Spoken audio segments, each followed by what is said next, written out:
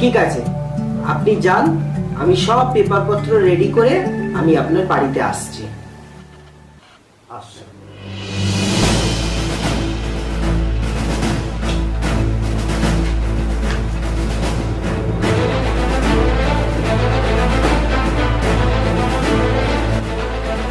Hello, হ্যাঁ barrister Suman বলছি।